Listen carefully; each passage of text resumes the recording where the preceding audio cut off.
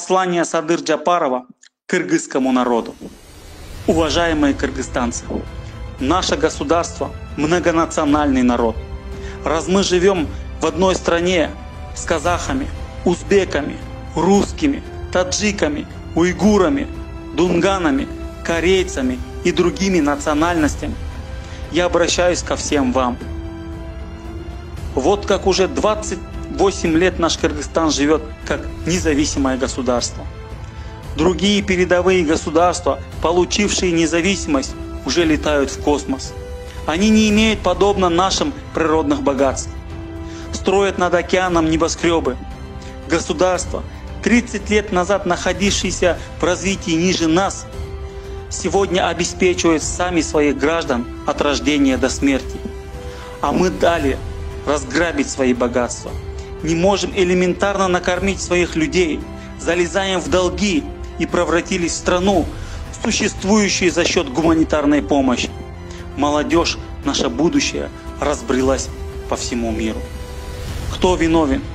Конечно, в первую очередь руководители государства. Есть в какой-то мере общая вина народа, потому что видим, знаем и из-за своего равнодушия не останавливаем этот беспредел. Виноваты также молодые лидеры, которые иногда устраивают митинги, крикнут «стоп», но потом продаются за должности или деньги. Народ уже не верит таким псевдолидерам, пользующихся доверием, ведущих за собой и доводящих дело до конца. Таким образом, сегодня наша страна оказалась на краю пропасти. Через 6-7 лет придет время уплаты долга Китаю в 2 миллиарда, а то и больше. Другим странам более 3 миллиардов. Конечно, выплачивать не сможем. Казна пуста. Есть ежегодная недостаточность бюджета в 10 миллиардов сомов. Наши земли заберут даже не спрашивая нас. Потому что наши руководители подписали договор. Если не сможем оплатить, то отказываемся от суверенитета. Не будем обращаться в международный суд. Если будем судиться, суд будет в Гонконге на китайском языке. Отказаться от суверенитета означает, если наша страна опоздает хотя бы на 1 день по уплате процентов и основного кредита, передаем вам в бразды правления государства. Это неоспоримо. Мало того, они подписали договор о возможной передаче руководства ТЭЦ, северно-южной альтернативной дороги, электростанции Датха-Кемин. Если китайская сторона заберет и начнет управлять всем этим, мы никак не сможем противостоять. Нам ничем не смогут помочь даже супердержавы, потому что есть подписание кыргызско-китайского международного договора. Я не против инвестиций с Китаем и теплых отношений двух стран. Но, думаю, надо было 7 раз отмерить, прежде чем брать кредит с такими большими процентами. Должны были анализироваться пути обратной выплаты и брать деньги только будучи уверенными. И даже тогда не под 2%, а под максимум 0,75%. Что случилось, то случилось. Рождается вопрос о том, как теперь быть. Надо изменить насквозь прогнившуюся систему управления, от которой больше вреда, чем пользы. За 2 месяца надо ввести новую систему управления. Для экономии каждого сома парламент надо сделать одномандатным с округов вместо партийной системы. И он не должен превышать 35 депутатов. Пусть будет предоставлен каждый район. Если честно, для 6 миллионов граждан даже 35 депутатов – это много. Депутат не чинит дороги, не строит мосты, школы. Пусть пишет законы и следит за их исполнением. Пусть не вмешивается в кадровые вопросы. Президент должен сам управлять государством и нести полную ответственность перед народом. Хватило бы одного вице-президента. Не нужно армии руководителей, от которых больше вреда, чем пользы. Раз в год собирали бы всеобщий народный курултай, где отчитывается президент и парламент, получает оценку своей работы.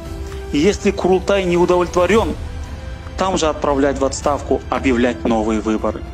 Вот только тогда установится истинно народная власть. Не надо терять 6 лет на президента и парламент.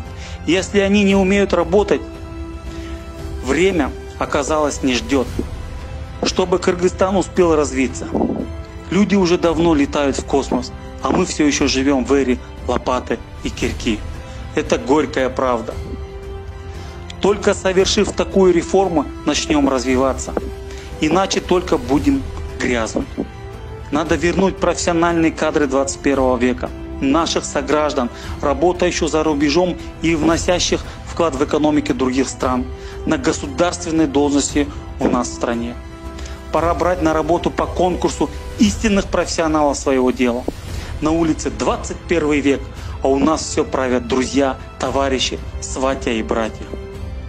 Если не совершим такие изменения сегодня, с этой системой управления наша казна пуста. И так дойдем до выборов президента 2023 года. Далее, целостность нашего государства под вопросом. Не ошибусь, если я скажу, что мы проживаем время, когда каждый день по ценности равен веку. История это подтвердит. С 2025 года наши земли начнут кусками переходить другим странам. Мы вынуждены будем сидеть, ухватившись за голову. Я не провидец, но вижу эту картину насквозь. Если сегодня не будем принимать меры для выхода из этого капкана, завтра будет поздно. После смены системы уничтожим коррупцию за 2 месяца. Не надо будет тратить нервы и время на борьбу с нею. Искореним с корнем, и эта борьба будет невыборочной. Не будут проблем с родственниками, земляками, знакомыми. Установим в стране справедливость и законность.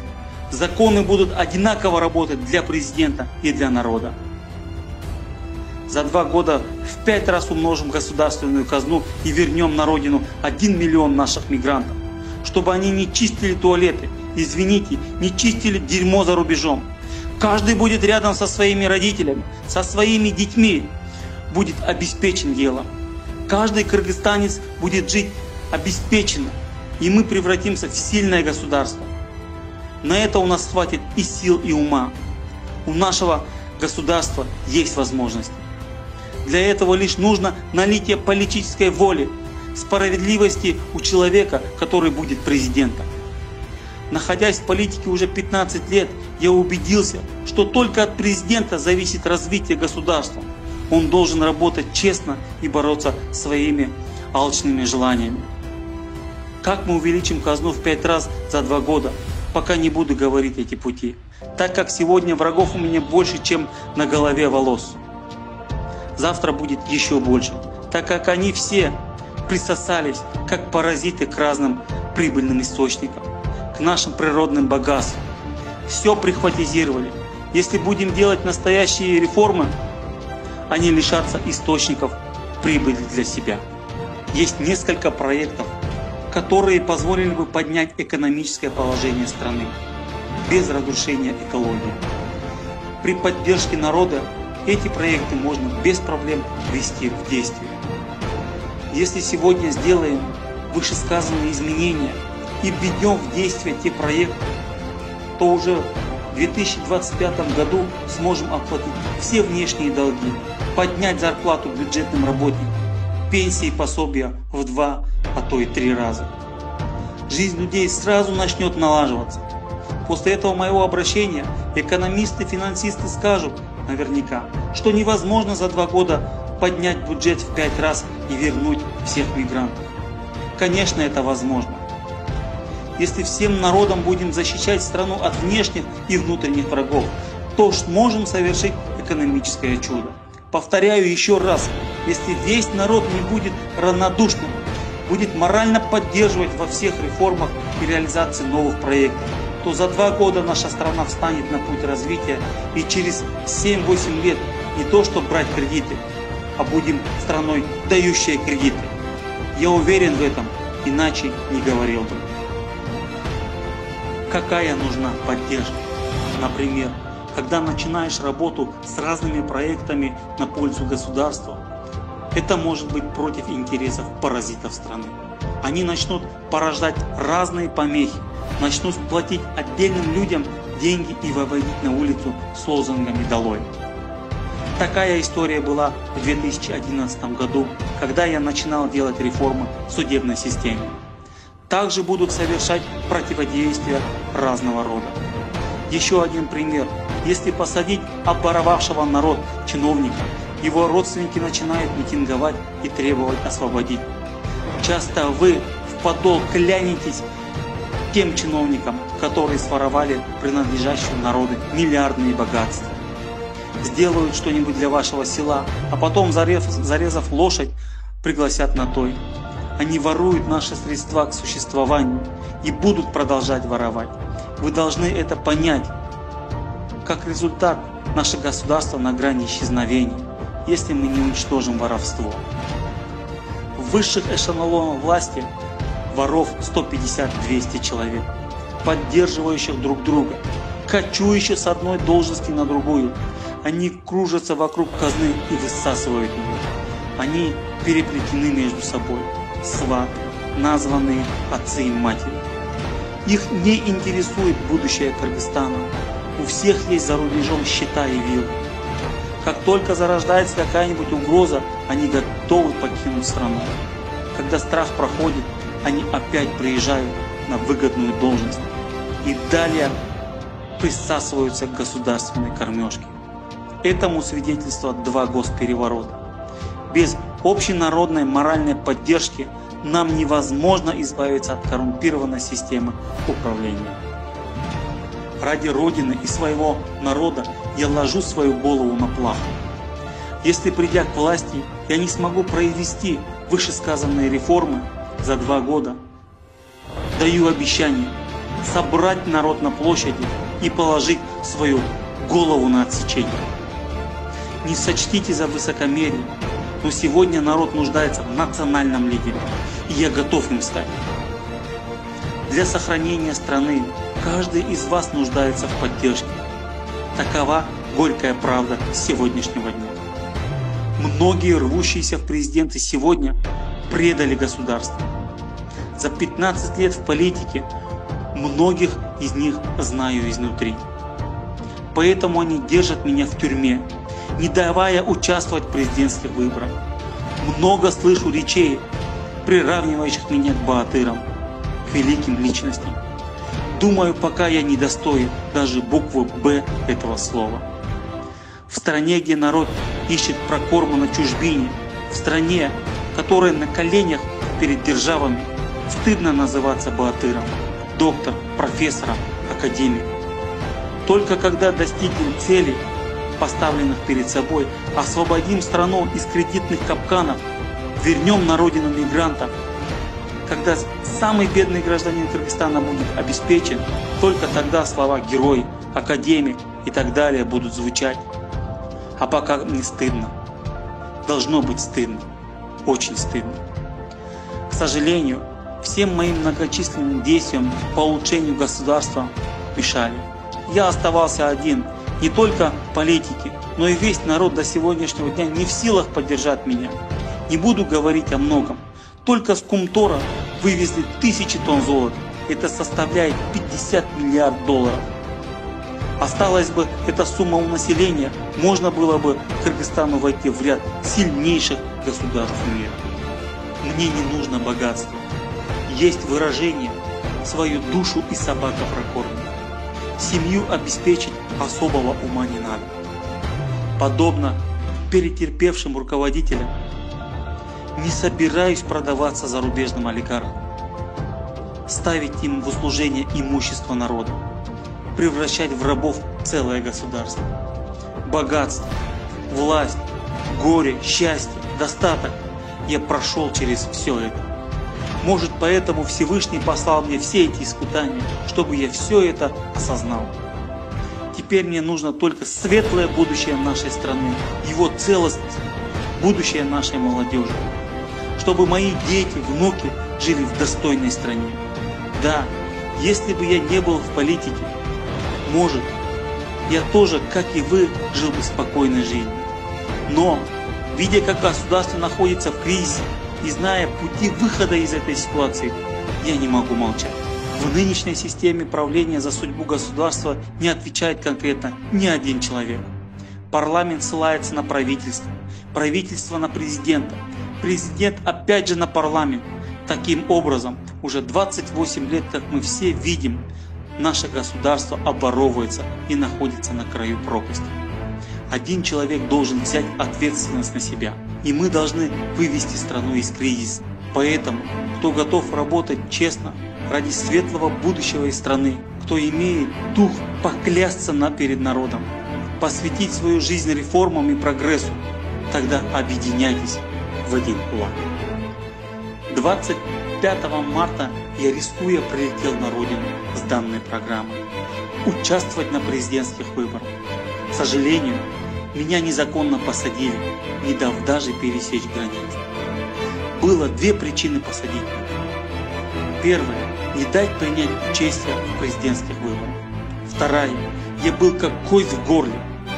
Им выгодно было, чтобы я сидел в тюрьме, пока не растащат Кумтор и другие миллиардные богатства.